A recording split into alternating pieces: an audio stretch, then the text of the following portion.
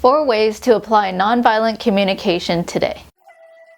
Yes, please. Number 1. Objective observations. Observing without evaluating. The first component of nonviolent communication is observing and clearly articulating what you are seeing, hearing, or touching that is affecting your sense of well-being, without mixing in any evaluation. Evaluations are judgments and subjective opinions about another person, not objective observations. When you speak with evaluations or mix your observations with your evaluations, your recipients are likely to hear criticism and in turn become defensive and resistant to what you're saying. Speaking with evaluations decreases the likelihood that others will hear your intended message. Hey Joseph, want to go to the movies in an hour? Yeah, sure Mary, that sounds fun. Hey, did you like the pho I made earlier? Yeah, that pho was delicious. Why are you always ignoring me? I'm sick of it. What? I'm not ignoring you. Yeah, you are. You're looking away from me, and you're caring more about your phone than you are about what I'm saying. I do care about what you're saying. I responded to you each time, didn't I? Because Mary mixed in evaluations with her observations, Joseph became defensive and focused on rejecting her evaluations instead of understanding her intended message. In the end, Mary couldn't successfully convey to Joseph her experience. Let's see how Mary could convey her experience to Joseph by applying nonviolent communication. Joseph, when I ask you questions and you're not looking up at me, it makes me think that you're ignoring me. Are you ignoring me? Oh no, Mary, I'm not ignoring you. Oh, okay, well, I would like your attention right now and would like to have a conversation with you. Would you put your phone away and have a conversation with me?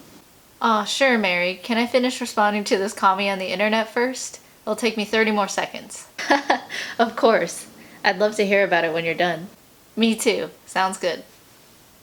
Notice how instead of claiming Joseph is ignoring her, Mary clearly stated what she observed and then asked Joseph if he was ignoring her. Mary then clearly requested Joseph to put his phone away and have a conversation with her. Because of this, Joseph understood exactly what behavior Mary experienced and exactly what she would like him to change.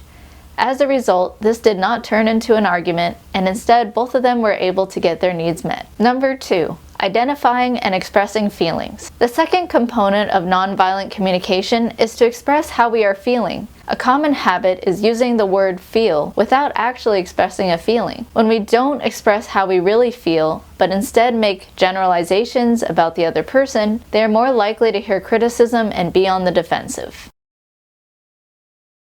I feel like you're trying to annoy me by being messy. What are you talking about? You leave the toilet seat up after using it, leave the toilet paper roll empty, and when you get water on the counter, you don't wipe it up. It's disgusting. Okay, geez, I'm not doing it intentionally to you. Well, it sure feels like it. Notice that Mary says that she feels, but is not describing a feeling. Instead, she ascribes an intent of trying to annoy on Joseph, putting him on the defensive. Let's see how Mary could have expressed her feelings directly. Hey Joseph, I'd like to talk to you about something that's on my mind. Do you have a moment? Sure, what's up? Well, whenever I see that you leave the toilet seat up after using it, don't replace the toilet paper roll when you're done, and you leave water on the counter and you don't wipe it up, I feel annoyed and disgusted.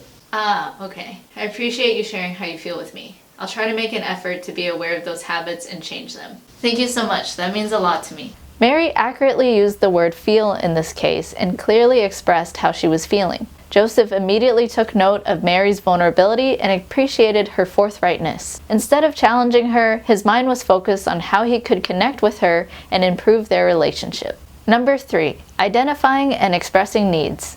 The third component of nonviolent communication is identifying our needs and expressing them clearly. Judgments, criticisms, diagnoses, and interpretations of others are all alienated expressions of our needs. When we express our needs indirectly in these ways, others are likely to hear criticism and feel compelled to defend themselves. Instead, the more directly we can connect our feelings to our own needs, the easier it is for others to respond to us compassionately. Mary, I can't believe you've been watching the Bitcoin charts late every night this week. You love Bitcoin more than you love me. What? That's ridiculous, Joseph. You know I love you. Yeah, well, it hasn't felt like it. You never pay attention to me. In this communication, Joseph accuses Mary instead of being vulnerable about how he feels and stating his unmet needs. Let's see how Joseph could have expressed his needs clearly and vulnerably. I know you've been focused on Bitcoin's value this week. I felt lonely because I have a need to feel intimate with you. Could we go out to dinner right now and get some food? Oh, thanks for telling me, Joseph. I love you, and I want to feel intimate with you too. I've just been so focused on these Bitcoin charts because I'm trying to make us some gains. How about we go to dinner in an hour because I'll be done with my trading for the day by then. And then after, let's go on a walk and talk. That sounds perfect. I appreciate the additional suggestion. I love you too. Here, Joseph recognizes his own needs and feelings and shares them with Mary vulnerably. This made it possible for Mary to understand Joseph's experience, leading her to focus on ways to meet his need for intimacy with her. Number 4, making requests, not demands. The fourth and final component of nonviolent communication is to address what we would like to request of others in order to meet our needs. When our needs are not being fulfilled, we can express to others what we are observing, feeling, and needing, followed with a specific request. We want to word our requests in the form of concrete actions that others can undertake and avoid vague, abstract, or ambiguous phrasing. When someone receives a demand or ultimatum, they see two options: submission or rebellion. Either way, the person requesting is perceived as coercive, and the listener's capacity to respond compassionately is diminished. Joseph, come do the dishes right now. I can't believe that you haven't done them yet when our friends are going to be over here soon. You've done nothing but sit on your computer while I've been spending all morning cleaning the house. Get off my back, Mary. I didn't even know you wanted them done. I've been getting some important work done and I still have more to do. If you want them done, go do them yourself. Mary demanded that Joseph do the dishes instead of communicating her experience in a vulnerable way. Joseph, feeling attacked, rebelled to her command with his own. Let's see how it could have played out differently had Mary made a request. Hey Joseph, do you have a moment to talk? Yeah, sure. What's on your mind, Mary? I want our home to be clean before our friends get here tonight, but I feel exhausted after spending most of the morning cleaning the house. Do you think you could help me out and do the dishes right now? Aw, of course, Mary. Thank you for working so hard to get our house clean before our friends get here. I still have some important work to do. Is it okay if I get to it in 20 minutes?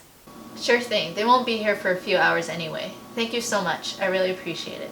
Because Mary vulnerably communicated her desires and feelings, and then made an actionable request in a kind and positive manner, Joseph felt compassion for her and willing to meet her request.